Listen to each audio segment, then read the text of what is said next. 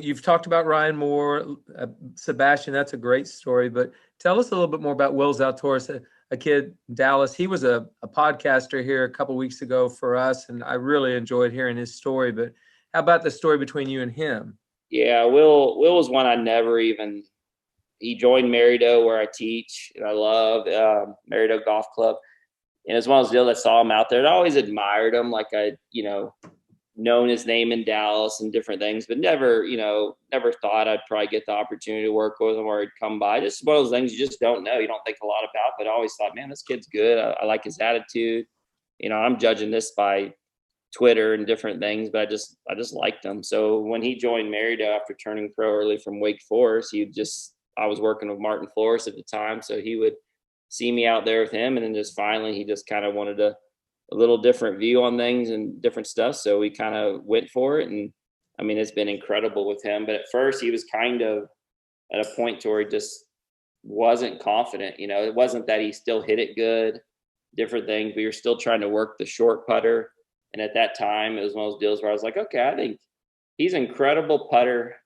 When you see him on the putting green with a short putter, you're like, okay, like I can do this, which, a lot of people probably tried to help him with that. And so you're kind of like, yeah, like I'm going to make this work. And I'm surprised no one else has that, but then, man, when you got him in a tournament, it was different. So I had an arm lean putter I had one built up from Callaway for the National Club Pro like a while back. And I was just finally to the point to where, because obviously he always hits it good statistically. He's kept his stats since a young boy with Scott Fawcett. And I mean, he's always statistically hit it great. But he just was kind of in a place where there wasn't a lot of belief. Thought he had to make a lot of changes because he has a couple very unique things in his swing where it's like, man, if you post one on Instagram, people are like, why don't you fix this, or that? And now I would say there was a time I was like, well, maybe we'll get to that. We'll see. But now I'd absolutely say no, because he's fully has the belief. We worked a couple hours yesterday, and it's like, there's just way more to it than the golf swing. But now he has that belief in different things. But not to lose track on the putter, but once he switched that arm lean, I mean, it just changed just the consistency of his setup and stuff. So, I mean, he's ran with that but then that's given him a lot more confidence in the golf swing too, and the belief. And then too, it's just like it's kind of like all my guys, it's just the quality time we spend together.